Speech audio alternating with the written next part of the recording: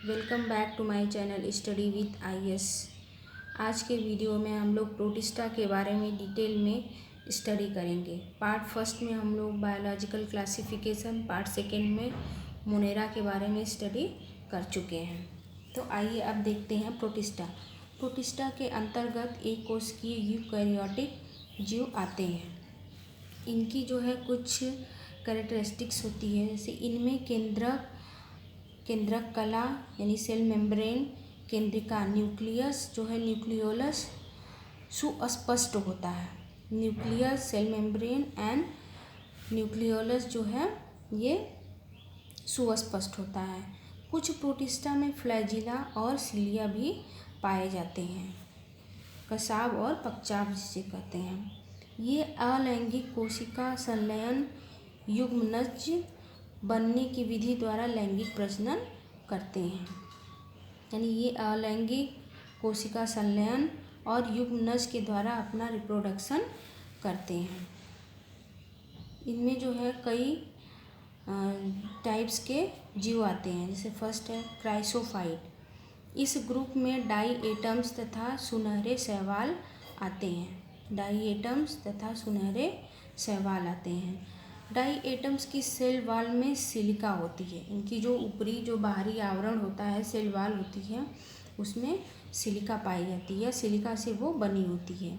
इनके नष्ट होने पर इनके अवशेष को डाई एटमी मृदा कहते हैं। जब ये नष्ट हो जाते हैं, इनका जीवन समाप्त हो जाता है, तो जो पदार्थ जो बचता है, अवशेष जो बचता है, उसे हम लोग डाई एटमी मृदा कहते हैं। इस मृदा का उपयोग पॉलिश करने में, यानी जो अवशेष बचा है मृदा रूप में, उसका उपयोग हम लोग पॉलिश करने में, तेलों तथा सिरप के निस्यंदन में उपयोग किया जाता है। पॉलिश और तेलों और सिरप के निस्यंदन में इसका उपयोग किया जाता है। किसका? डाई एटमी जो मृदा के रूप में जो अवशेष बचा है डाई एटम्स का, उसका हम लोग उपयोग करते हैं। सेकेंड है डायनोफ्लैजिलेट। ये जीव समुद्री एवं प्रकाश संश्लेषी होते हैं। ये जीव जो है समुद्री होते हैं और प्रकाश संश्लेषी होते हैं, यानी फोटोसिंथेसिस द्वारा अपना भोजन तैयार करते हैं। इनकी सेल वॉल सेलुलोज की बनी होती है। इनकी सेल वॉल सेलुलोज की बनी होती है। इनमें मैक्सिमम 2 फ्लैजिला पाया जाता है। इनकी वॉल पर ट्रांसवर्स रूप में स्ट्रिप्स उपस्थित होते हैं। अगर मान लीजिए ये है डाईफ्लैजिलेट, तो ये स्ट्रिप्स इनकी बॉडी के ऊपर जो है ये स्ट्रिप्स, ट्रांसवर्स स्ट्रिप्स जो हैं लाइनें बनी होती हैं। लाल डायनोफ्लैजिलेट की संख्या में विस्फोट होने पर, यानी ये समुद्र में इतने ज़्यादा पाए जाते हैं लाल डायनोफ्लैजिलेट कि इनकी संख्या में विस्फोट होने पर जल जो है पूरा लाल रंग का हो जाता है। और ये एक विषैला पदार्थ भी अपने अंदर से निकालते हैं। इस विषैले पदार्थ से समुद्री जीव कभी कभी मर जाते हैं, जैसे मछलियाँ वगैरह होती हैं वो मरी पड़ी होती है। जैसे समुद्र के किनारे आप देखते हैं कि कभी कभी ढेर सारी मछलियाँ जो है बाहर आकर मरी रहती हैं। तो यही जो है ये विषैले पदार्थ जो है रिमूव करते हैं लाल डायनोफ्लैजिलेट। उसके वजह से बहुत सारे जीव जो मर जाते हैं। जैसे एग्जाम्पल है गोनिया लैक्स, इसको हम लोग गोनिया लैक्स कहते हैं। फिर थर्ड है यूग्लिनाइड। सेल वाल्व, इनकी सेल वाल्व जो है प्रोटीन युक्त पेलिकल से बनी होती है, जो इन्हें फ्लेक्सिबल बनाती है। प्रोटीन युक्त पेलिकल से इनका बाहरी आवरण बना होता है, जो कि इन्हें फ्लेक्सिबल बनाता है, लचीला बनाता है। और यूग्लिनाइड क्या होते हैं? प्रकाश संश्लेषित होते हैं तथा प्रकाश की अनुपस्थिति में, प्रकाश संश्लेषित तो होते ही हैं, मतलब अपना भोजन स्वयं भी बनाते हैं। अगर इन्हें लाइट किसी वजह से नहीं मिल रही है, प्रकाश नहीं मिल रहा है, तो उसकी अनुपस्थिति में ये दूसरे जीवों पर निर्भर रहते हैं, यानी दूसरे जीवों, छोटे जीवों को खाकर ये अपना पालन पोषण करते हैं। इसका एग्जाम्पल है यूग्लिना। अवपंक कवक यानी non fungal fungi. Non fungal fungi जो है मृतपोषी प्रोटिस्टा है। ये मृतपोषी प्रोटिस्टा है जो कि मरे हुए जीवों को खाते हैं। ये कई फीट लंबा प्लाज्मोडियम समूह बनाते हैं। कई फीट लंबा जो है प्लाज्मोडियम समूह बनाते हैं। नेक्स्ट है प्रोटोजोआ। प्रोटोजोआ ये पैरासिटिक इन नेचर होते हैं, यानी ये दूसरे जीवों पर निर्भर होते हैं और इनको जो है 4 भागों में बांटा गया है इनके समूह को। फर्स्ट है अमीबीय प्रोटोजोआ, जो कि अमीबा क्या है, वो प्रोटोजोअन सी होते हैं, प्रोटोजोआ ग्रुप्स में पाए जाते हैं। तो ये फ्रेश वाटर में रहते हैं या सी वाटर में भी ये रहते हैं, फ्रेश वाटर और सी वाटर में।